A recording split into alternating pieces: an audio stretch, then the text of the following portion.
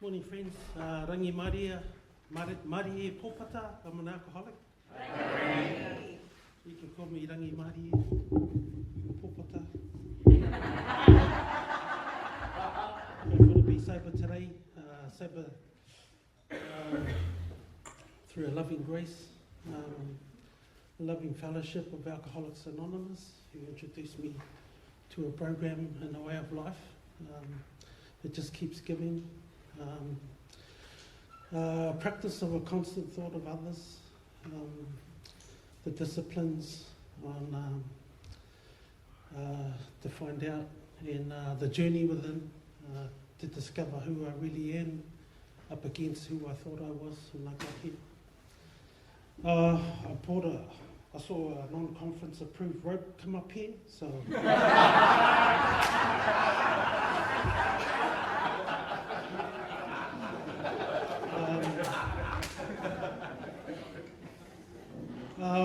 we drove in here Friday night.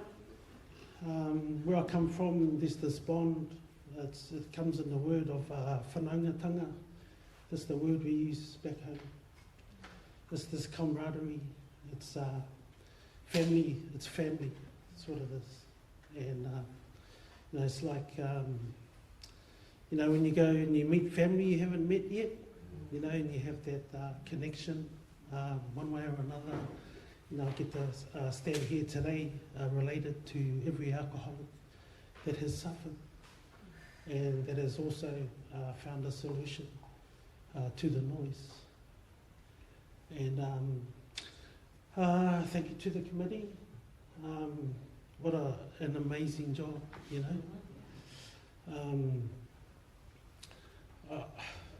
I met so many people, I don't want to start thanking people because I'll always miss someone, and then I'll go home and bury myself under the weight of that, and it's not nice, so it's all right, I got it right.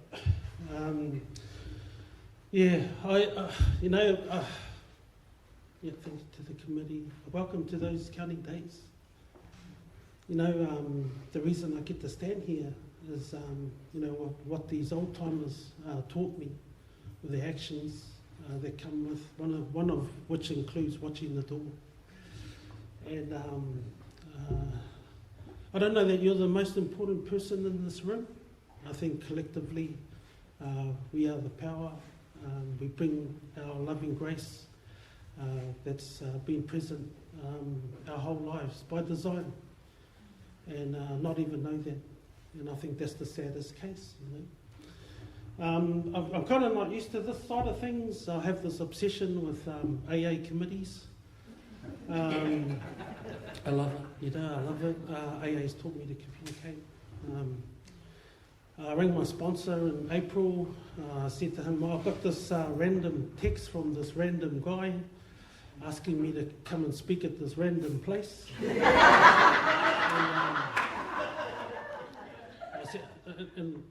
I said, I don't even know this guy. He saw, he reminded me of Tradition 11, we let our friends recommend us. I can't always see what you can see, I'm usually the last one to see it. There's a friend that shares about living in a jar. I can't always see the label. And the label on my jar has changed.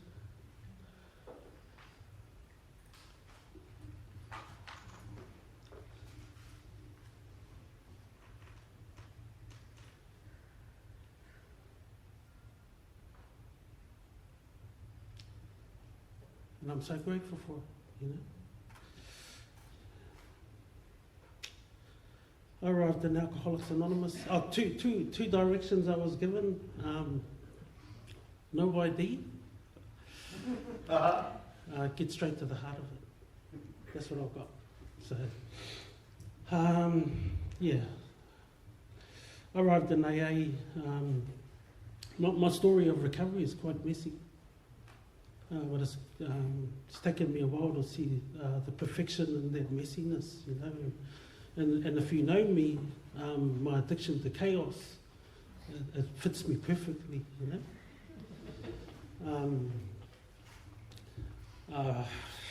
Yeah, I qualify.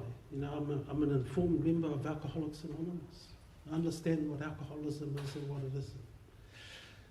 Good Samaritans, like those that are here today, helped me with that information. It debunked a lot of what I thought when I got here. Yeah, so that's the result of the 12-step call of others. And it's a 12-step that I usually am immersed in when I go to Alcoholics Anonymous meetings.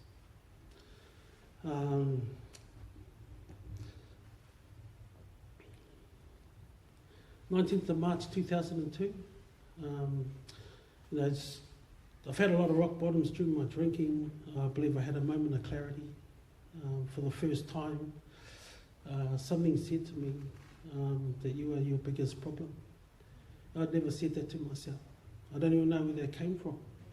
I also learned 2 weeks ago that God's other name is something.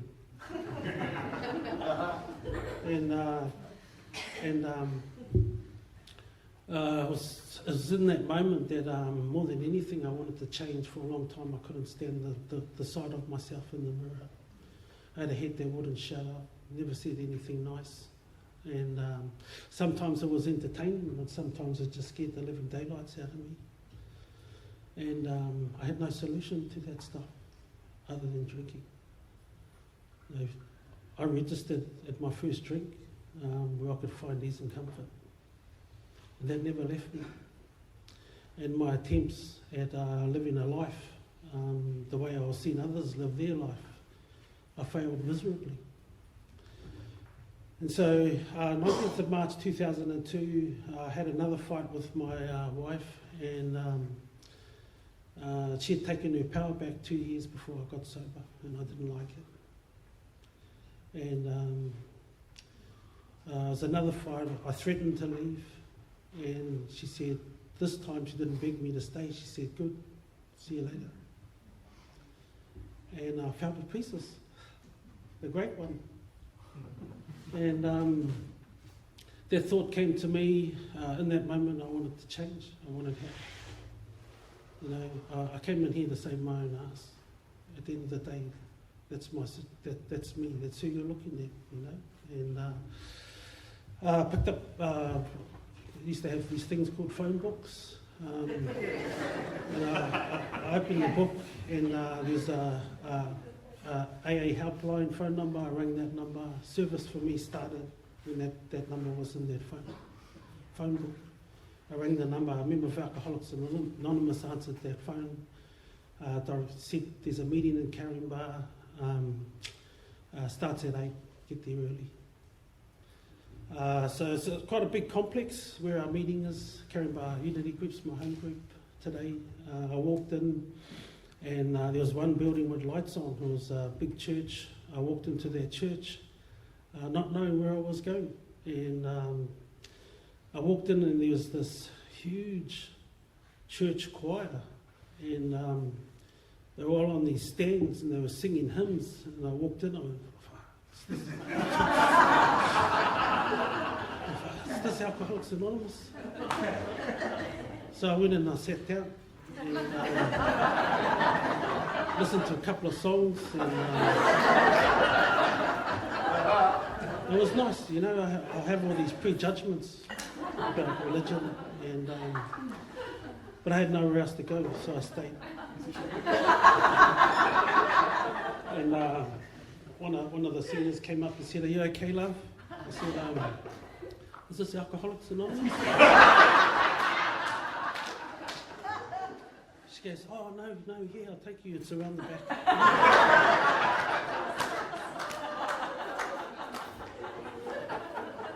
The fact that I stayed, I can see it now. You know, I was desperate. I was broken. I had nothing else, you know. And I walked into my first meeting of Alcoholics Anonymous. The hand of AA went out to me. His name was Bricky Paul. He's passed now. May he rest in peace. And I sat in the meeting, and I identified the gift of identification. I don't know a lot of what was said, but I remember how they made me feel. You know, there's some fabulous speakers all through my recovery, and one of them shared about how the members of Alcoholics Anonymous saw past my noise into who I am. I can relate to that now through others, but I didn't understand that then. I wasn't supposed to, but I stayed. And smoking weed, it's been mentioned. I wasn't drinking, but I was, doing that. And I didn't know any better.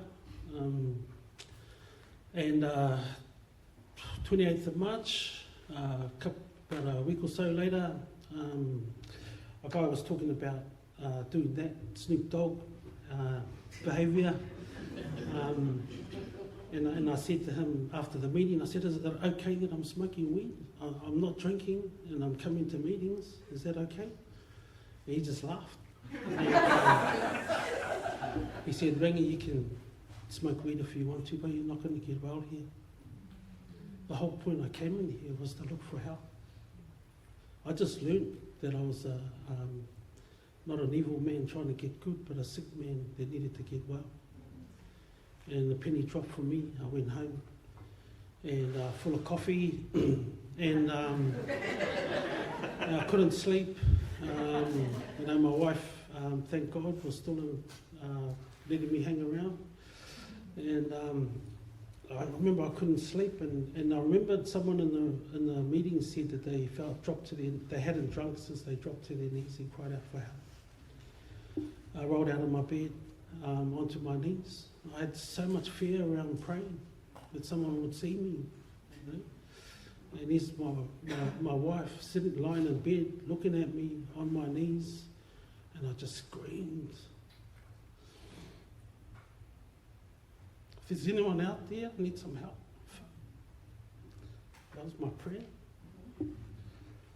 And she goes, what was that?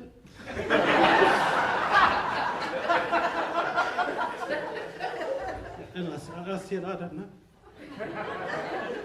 It's just what I heard in the meeting. And I got out of bed, and then something freaky happened. It freaked me out. And anyway, I walked out, turned on the idiot box, was having a cigarette at the door, another coffee. And this movie was on, within a minute, the main actor of the movie walked into an AA meeting. And I yelled out to my wife, hey, come look at this. She goes, piss off. And, my whole body just froze. My whole body just froze. I remember it like it was yesterday. My whole body just froze. And then the coldness left me, and then I just felt this warm sensation in my centre. It was at that point that I made a decision to plant my roots in Alcoholics Anonymous. I will go there and I will do whatever they tell me. Some problems there. And it is what it is. And I went through half a dozen sponsors, quick succession. My first sponsor, we had a big book, but not much was going in, blah, blah, blah, blah. I was about 2 months sober. I was going to meetings. I was catching up with him. He was coming to my footy game. Stuff like that. And like, you know how you have some maniac supporters on the sideline? He's the worst. You know? F-bombs, C-bombs. And I was on the field looking at my sponsor, and I thought it was a spiritual program. Anyway, he rings me and I'm a couple of months sober, and he said, I need you to come and see me. I said, where are you? He said, I'm at the Sutherland Hospital. I said, okay, I'll come see you. Whereabouts in the hospital? And he said, the mental health clinic. I said, oh. So I went there, and he said to me, mate, I haven't been honest. I've been using outside issues and going to meetings. You're going to have to get yourself another sponsor. And I said, oh, what do I do? And he said, just find someone that has something that what you want, you know. And this is the problem with letting insane newcomer like me make life and death decisions. So I go to a meeting, I hear this guy, and he has this relationship with a couple of Sydney Roosters cheerleaders. And I go to myself, oh, there's my man. So I think the warning is that if you let me make that decision, these are the kinds of decisions that I'm going to make based on with what I've come in here with. Long story short, you know, this man gave me some forms. I saw someone pass them to him, then he came over to me, passed them to me. There's no step 1, 2 or 3. I was praying and he gave me these forms. I said, what's this? He said, step 4. I said, okay. So I asked my sister-in-law to borrow her unit. I locked myself up for 6 hours. I smashed the hell out of those forms. To this day, I've never seen that format since.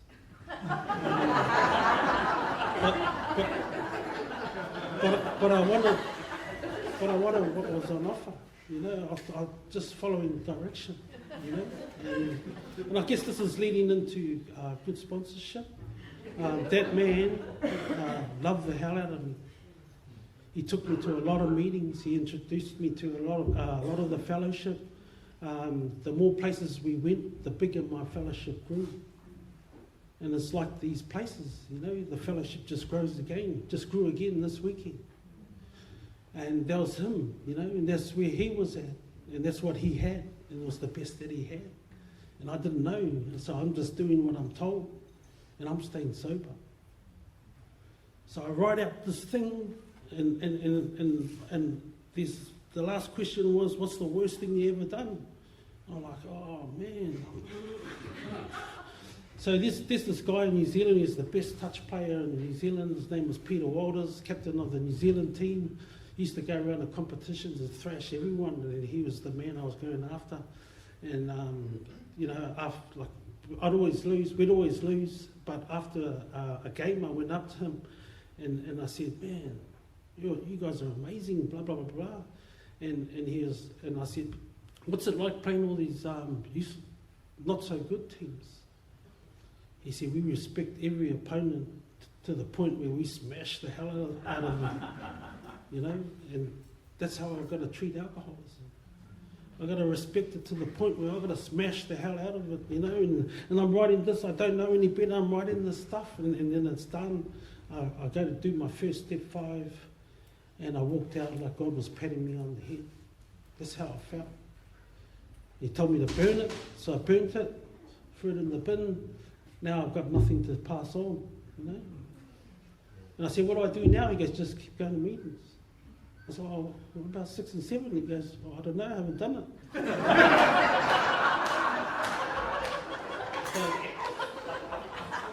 So the hunt is back on. You know? And Caringbah has steps and tradition meetings every Wednesday. I tried this guy. Every time I spoke to him, I could hear the pokies in the background. I asked another guy. He said, we don't go through the steps till we're 5 years sober. I said, but I'm not going to make it. And so I said, oh, bugger this, you know, and I just started going to steps meetings. They introduced me to the 7-step prayer, blah, blah, blah. I'm sitting in meetings with an off-the-wall program. Don't know any better. But I'm hunting. And now I'm about 10 months sober. Now I heard about amenzas and what to do and what to say in meetings. So I put myself on the plane, I fly myself home, and I just hit everyone. I saw an old timer at the airport, and I said, man, I'm going home to make amends. I don't know what to do. She said, just take God with you. So I went home and I hit everyone. And there was a lot of people on my list that I made up, unsponsored, and it was everyone that wasn't on my list that I ran into. And I hit everyone. You know, I knew what to say at the end, knew what to say at the beginning. You know, what I knew that I couldn't remember from what I wrote. You know, I just winged it. Something carried me through that again, you know. Anyway, make amends to my dad, you know, the very man I really struggled with for a long, long time. It's this love-hate relationship. I didn't see the point of why would people have kids if that's how you're going to treat them. You know what I mean? So much hatred, so much blame. And I hear a speaker before I made that amends, and an old timer, and she's about if an alcoholic has more light in their life, they will do better. That's all I had. So I walked in and I saw my dad, thinking if my dad had more light in his life, he would have done better. So I'll go in and I make that amends. 3 attempts. Hey, Dad, got a second? Oh, hang on. Hey, Dad, got a second? Hang on. And I came back in, said the serenity prayer, and then I just went to town on everything that I did. I didn't know. You know, just someone in the meeting said, set aside what they'd done and look at what you've done. You know? Don't worry. What happened was I was introduced to my best friend in that moment. It was my dad. My dad stopped me halfway through to make amends back. I said, Dad, this is important that I get this out. We don't talk. I thought my dad was quiet, but I'm a pretty bad listener. I thought he was a quiet, gentle giant, but he had a lot to say. He's an alcoholic. Oh, not supposed to say that, but he looks like a duck, walks like a duck, sounds like a duck.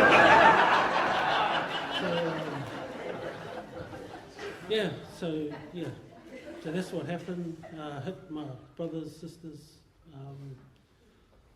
and then later on I was to come back and do that again. A bit more informed than I was then, but it kept me sober. Someone threw me a tea towel at the home group. I got the point straight away. It was the least I could do. You guys taught me how to walk in amongst the fellowship, how to be active in Alcoholics Anonymous at my home group. And 9 years sober, I've got the Softer War program. I'm resigned to the fact that, you know, I've got nothing to give. I'll just stand at the door, I'll welcome you, I'll show you where the coffee and biscuits are. And but don't ask me for help because I don't know how to help you. This is horrible. And I'm hearing like cheeky things from the floor. There's another form of insanity belonging to a 12-step program, not doing the 12 steps. And I'm sitting there and just dying. And nothing much has changed at home. My son looked like me at the age of 7. Could see it. If he had asked me what was the most important thing in my life, I would have told you him. Untreated alcoholism. He skipped school. I go home and I backhand him.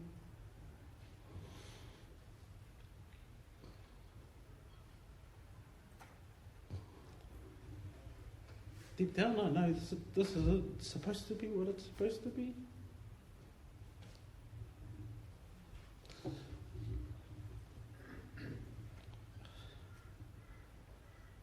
I hear you.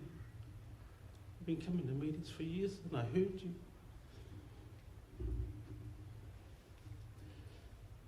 So I'm in a lot of trouble. A friend of mine, my phone stopped ringing. People stopped coming over because I was trying to get sober. One guy would come over for a cup of tea. And I said to him one day, I said, bro, do you still drink heaps? He goes, no. I said, you lie. We used to drink every couple of nights and we'd drink a couple of boxes. He goes, no, you drink a couple of boxes. It wasn't like me, you know. Anyway, he rang me one day. He was going through some trouble with his family stuff, and he said, "Bro, I need a mediator. You're an AA. Can you come and be a mediator?" And I don't know how to be a mediator. And I think a mediator is supposed to listen and not say so much. and I effed up. My motives was to be the man to save this family who everyone else had given up on. So I sailed in there and messed up. He hated me from that moment. He ended up on ice, and he came after me. And I wasn't safe, and neither was my family. And we got ran out of town. I promised my wife that I wouldn't go around and hurt him. And when I left Sydney, I drove up to, all of a sudden, something happened again. My cousin rings me from Mackay. He said, "Bro, I've got a lot of work up here. Do you want to come up?" I just said, "Yes, this is perfect time." So packed up and moved. My family went to New Zealand until we had something to live in, and then they came over later. I stayed at a home group member's house, and when I left, he gave me a workshop CDs from Mark H. And I was 9 years sober, physically. Driving up to Mackay, I pulled over. I asked God to help me forgive my best friend before I left. That's all I had. And then I was listening to Mark, and he freaked me out. I started off talking about this thing called AA's 3 legacies and the principles involved and the pathway into the middle of Alcoholics Anonymous. It was the first time I ever heard it. I said, "When did this happen?" It was like, I seen that symbol, circle and triangle. I didn't know what it was, but he broke it down. And the first time in my life, I was ready to hear it. Now, there's a difference between being entirely ready when I first came in here compared to 5 years or 7 years later. There's been constant surrenders. Constant crashing. By my own hand. So, like now I'm armed. Now I'm informed about what this thing called Alcoholics Anonymous is. And I take that information and hold it up against my experience of 9 years in Alcoholics Anonymous untreated.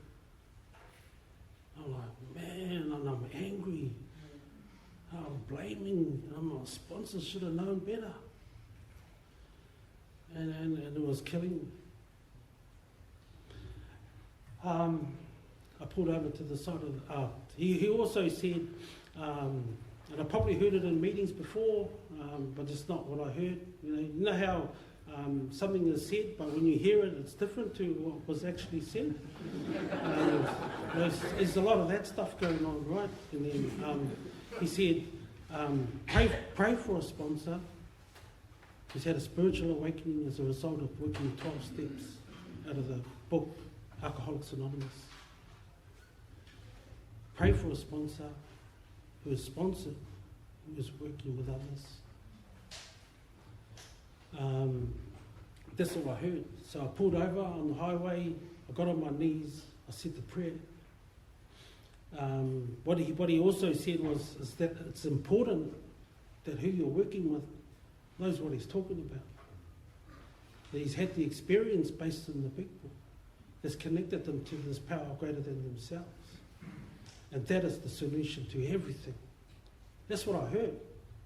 So I pulled over the highway, I said the prayer, I drove up to Mackay. I get this random phone call from this guy that I remembered. I joined the Nui Park committee. I was 2 years sober, had no program, had no idea what was going on in that committee, but I showed up on time every meeting. I sat there, I smiled, had no idea what you were talking about, but I sat there and I smiled. And then we got to the convention, All I know is how to move chairs. I know how to write names on a name tag. And then after the convention, the chair of that committee came up to me and he said, "Thank you so much." I said, "Oh, wow." Well, that guy rang me, and I didn't want to talk to him because I've been avoiding him because I knew he had something that I wanted. My ego rebuilds, you know. It does what it does perfectly. You know, it does its job well. That's what I'm continuing. I'm broken enough to answer the phone. So I gave him the interview questions. I said, "Have you had a spiritual awakening as a result of what you're talking about?" So I go around and start interviewing everyone.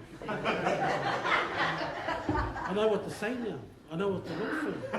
You know, I know where I need to get to.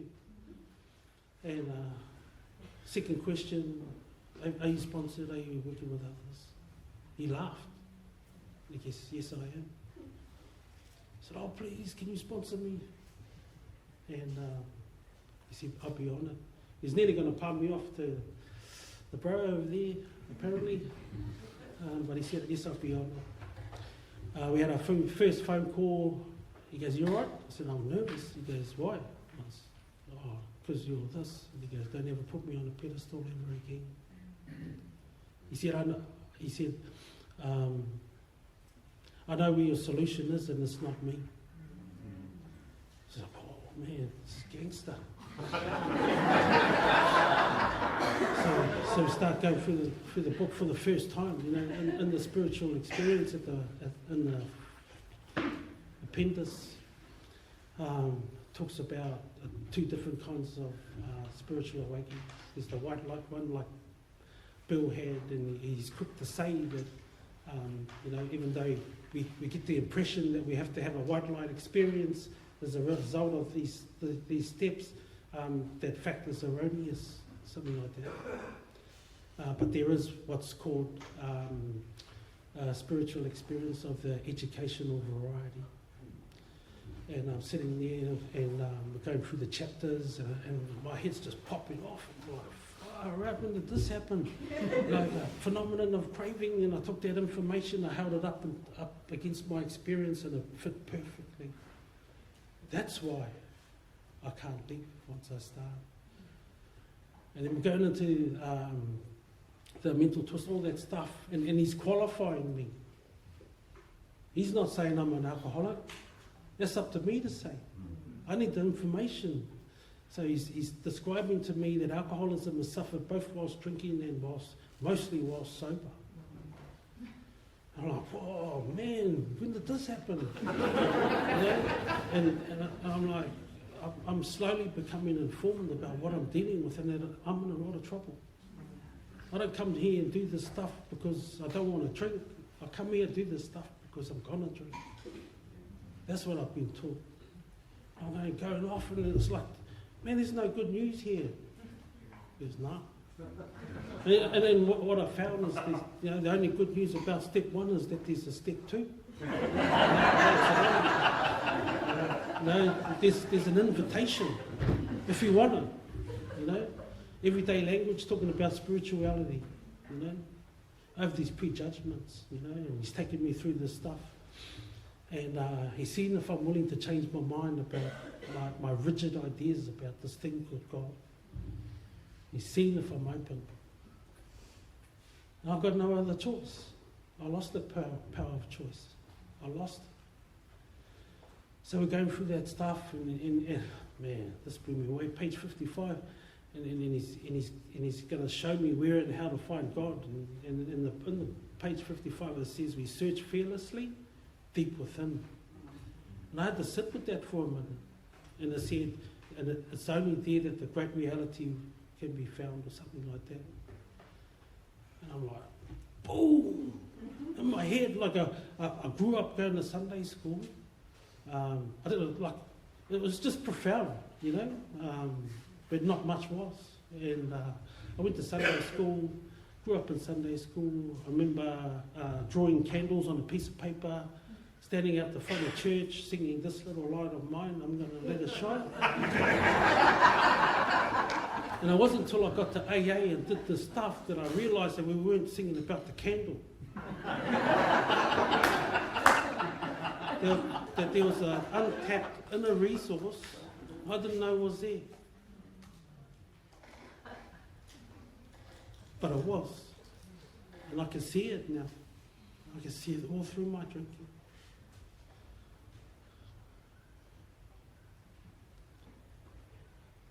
I wasn't designed with just an ego. I was designed with the Spirit.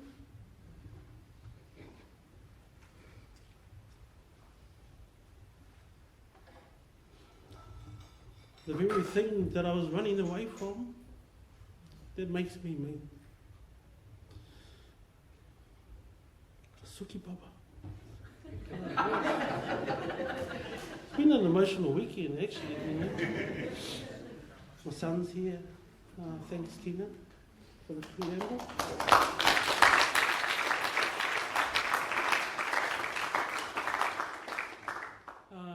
But I've got to go to work. And steps 4 to 9 is the recovery steps. My sponsor takes me in, holds my hand. There's a lot of information in here. I don't understand the language, don't understand the words. You get a dictionary, get a thesaurus, and then I need him to help me understand the dictionary. And he's drawing pictures in my head so that I could comprehend what the big book was asking. We launch and we go in and do the stuff, do the columns. What's ultimately was clear after that experience was that, you know, my dad, for example, did one thing. I did 200 things to counter.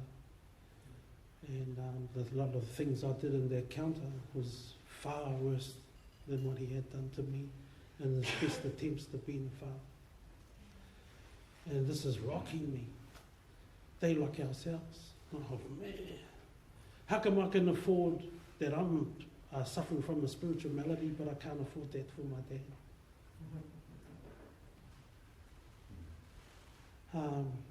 But I want to get well. So going through that, then we go into the fears, sex conduct.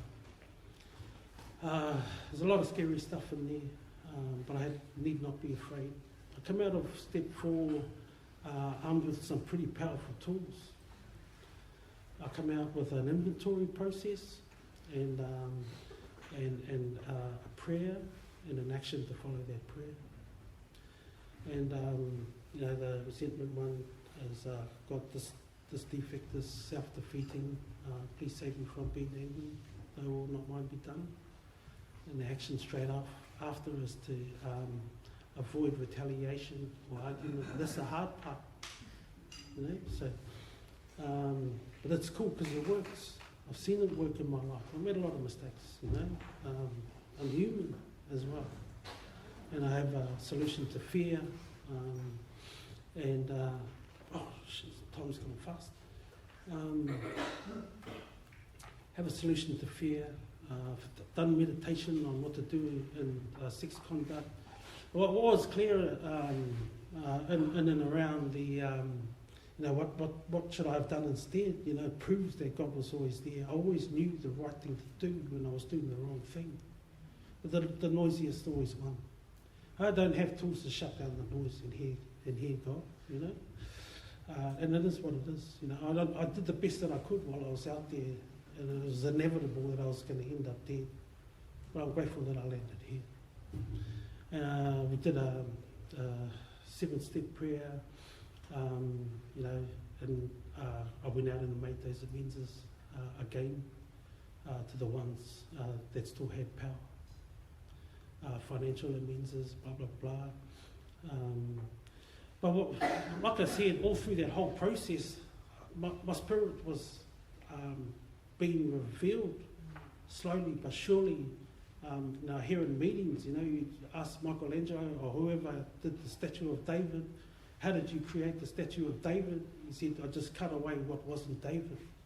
And it's been a process. My understanding of it today is to cut away what's not Rangimarie. And go out, make those amends, other people in my story that I created over the years get a voice in my story, and my story has been proved wrong every time. I like being wrong. Eventually, initially, no. I love it. You know? It just changes the trajectory. You know, I'm back on track again. 10 and 11 practices. I've seen so many members go and come back and say that that's stopped. I guess in the 10 and 11 is, you know, like this morning, I came away from my bedside knowing that I'm loved. The writing told me so, you know, and the proof is in the love of others. And, you know, we go to work, Bill talks about, mentions the word work in regards to working with others. Now I'm looking for sponsees, you know. I've seen other people with sponsees, and I want sponsees. I'm living in a place which will remain anonymous, and everything that I was sharing at the meetings would get debunked and smashed by the people coming after me. And I'm getting disheartened, but I still go to meetings. I still try and carry the message of hope or scream it, and people would debunk it. But what happens?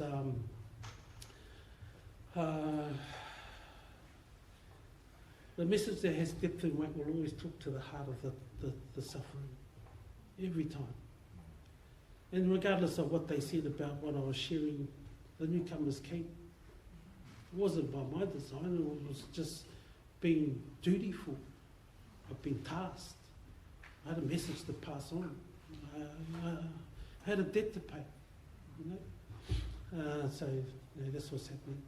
Start working with others, and you know, like a fresh new sponsor. Every time they rang, I'd go running, and I understand today that I moved to New Zealand, and they taught me some really awesome pickup lines for newcomers.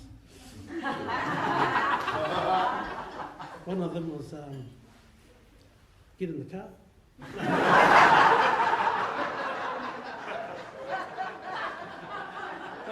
I think Bill warns us of being evangelistic for a reason. You know? How you made me feel when I got here, I wasn't doing that stuff. I wasn't being very kind. I was just on tilt. In the first 9 years without a program, I flew back to New Zealand. My uncle, he'd been a derelict, he was on the street. The court said he had to go to Alcoholics Anonymous. My mum said, can you go and see your uncle? I spent all day with him. I had nothing. Go to meetings, uncle. That's all I had. He died 4 years later, untreated alcoholist. And I was so angry with myself. Then I was angry at you. And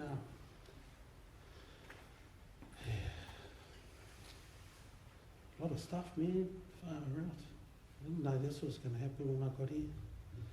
I'm so grateful. The other one, you know, with newcomers that I found is just to be kind. Ask more questions about them and match their inconsistencies if they're open to listening. There's a lot of time they're not. You know, just do the big dump and bolt, but that's okay. You know. My job is just to be ready when they're ready. To be kind, tell them that I'm here. Another pickup line that I had was, "Hey, do you know there's 3 types of drinkers and only one needs to stay. You want to find out what type of drinker you are?" And some of them will go, "Oh, really?" So there's a chance. Can I give you my number? It's a lot of fun, man. It's very tragic as well. You know? I met a guy in Auckland who'd been in and out of AA for 20 years. And I gave him the 3 legacies pathway. He said, "Oh, I've never heard that before." I said, "Oh, it's there if you want it." He goes, "Oh, can you sponsor me? Take me through the steps." "Have you done many steps?" He goes, "No." And so we went through, he had his first experience. And he was doing a step 9 in this garden, botanical gardens. His name was Blair. And In the step 5, we learned that we were the same age, we went to the same school, we had the same mates, we had never met each other. We became brothers, in that moment. I got my chest out, the same player, 20 years, he couldn't do it. I'm doing it. And he rings me. He said, "Oh, Rangi, I busted." I said, "Oh, what happened?" He goes, "Oh, I was doing all the service at the home group. We're checking in on the 3 legacies, and he's doing that. Had his first experience with step 5. He's on 6 and 7, working on his 8. And he said a newcomer lady asked me to take her to get some drugs, and the rest that comes with that." And I said, "Yeah." And he said, "Well, I just said I'm in." So I took her, we got drugs, and we did the rest of that. And he never made it back. I moved to Sydney. I see a post on Facebook that he died. And I just remember being crushed. And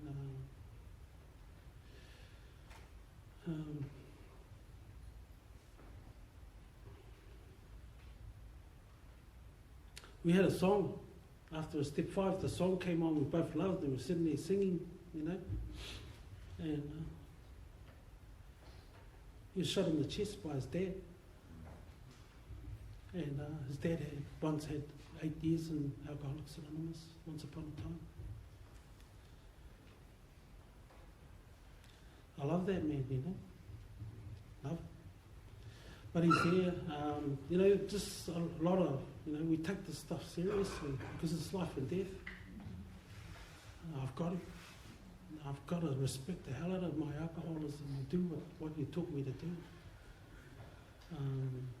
I didn't know anything about the traditions. They used to dry my eyes every time people talked about it. But I love Alcoholics Anonymous, and I love that. I would love the idea that it stays in the condition that it is for our kids when they arrive. I'd love that, And so I respect, my service, the foundation of my recovery isn't service. The foundation of my service is recovery and my connection to God. The energy that's provided is an interaction I do every morning, but the results of that interaction supersedes the interaction. There's so much more. I stand there today, and I'll wrap this up, sorry, bro. Not knowing that my son was watching, they haven't always been the best example of the big book by Alcoholics Anonymous. But he's seen the last 12 years, I made my first direct amends then, and I don't know, man. Something happened. I didn't think he would make it. I even said that to him about a month ago. I said, "Bo, what you're doing, you ain't gonna make it, man. You ain't gonna make it." And something happened. Oh, he comes in the room and he goes, "Dad, I need some help. I'm pretty sure that the purpose of my life is different to the way that I'm living." I'm like, drinking a cup of tea. I said, "Here, look, here's a couple of numbers. I'm going to work, sort it out." I came home, he had booked himself into detox and into a rehab. And I'm into fix-it mode, blah, blah, blah. I'm glad Al-Anon's here. I love what I've heard. I'm way over time, so I'll just leave it there. Tony Rangi.